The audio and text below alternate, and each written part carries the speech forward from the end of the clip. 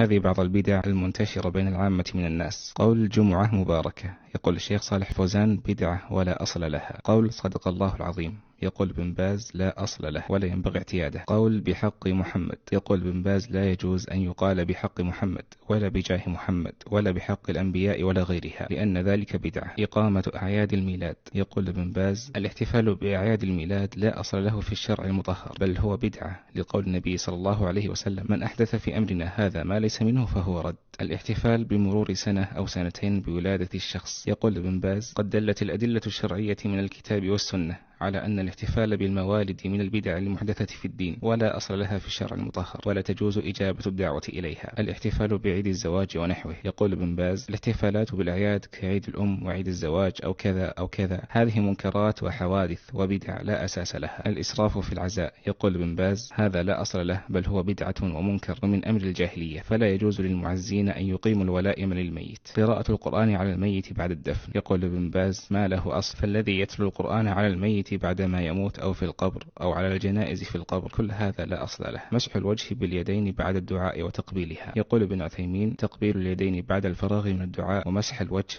بدع لا أصل له. وأما مسح الوجه فالأمر فيه واسع، إن مسح فلا ينهى وإن ترك فلا يؤمر.